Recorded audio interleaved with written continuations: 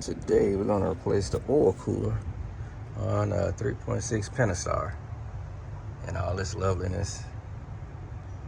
So hang around, I kind of go through it. Most of the stuff you kind of already know to do with the intake. You can leave the injectors connected and the fuel line to get to what you need to. And we're gonna go with a high performance. Well, not really, just an upgraded version, which is the aluminum one, which works a whole lot better. Got all the gaskets, everything.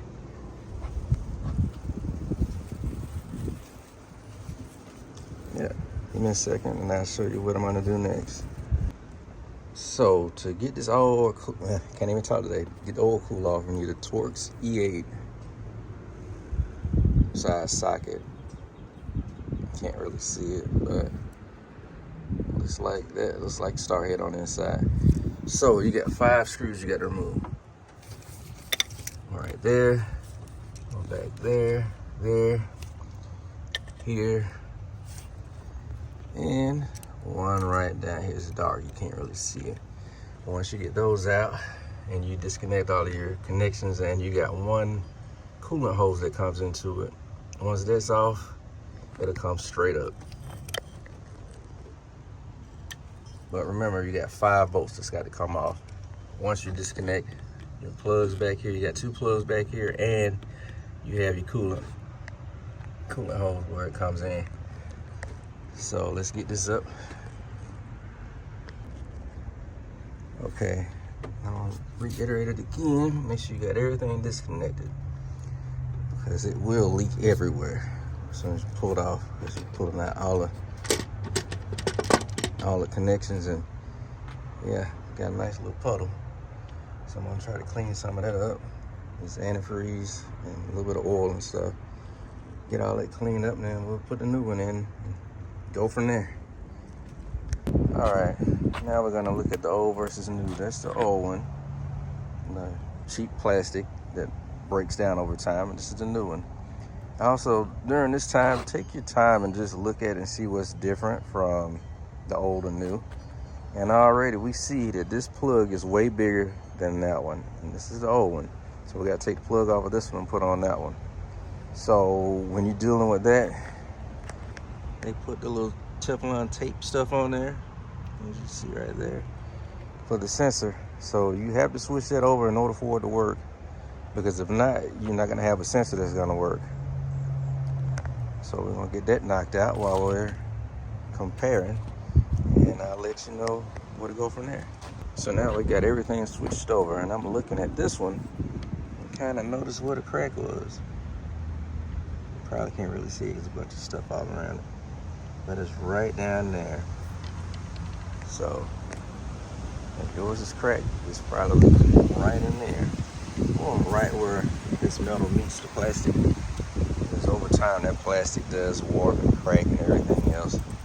So be mindful if you put another plastic piece back on there versus an aluminum. Aluminum is more durable, and it could withstand more heat cycles than that plastic can. So if I were you, the aluminum is the way to go. Give me a second, I'm gonna put everything back together so you can kind of see how it goes. Right now I'm just putting the lock bolts back in so they don't fall out.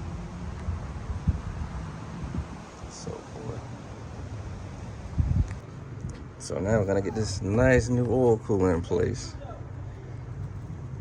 Drop it in like so.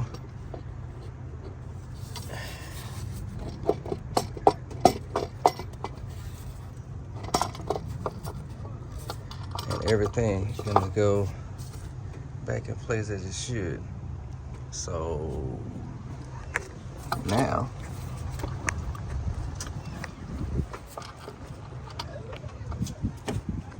all right, so now we got all the bolts tightened down,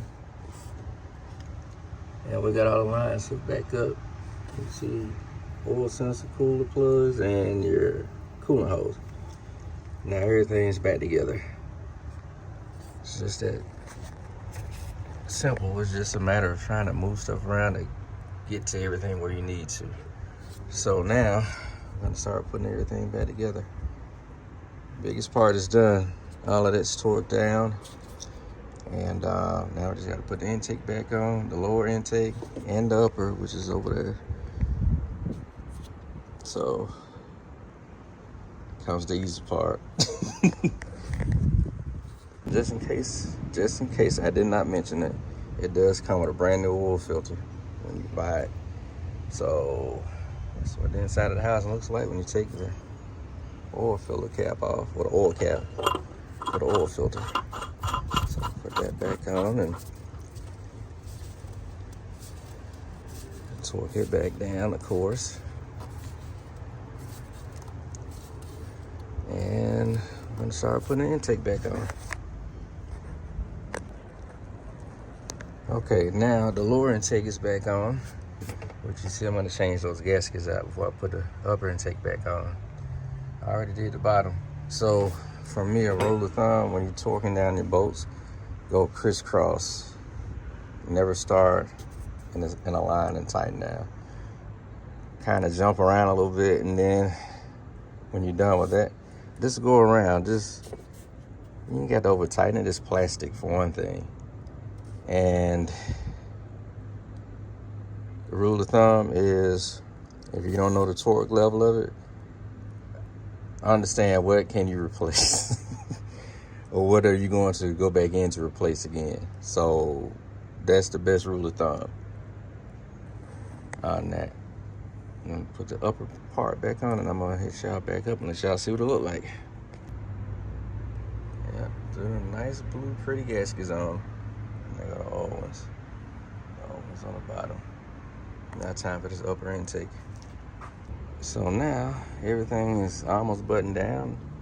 I'm pretty sure everybody else knows how this goes back together. But as always, continue to like, share, subscribe, and be sure to check out the Amazon affiliate store. Until the next video, later.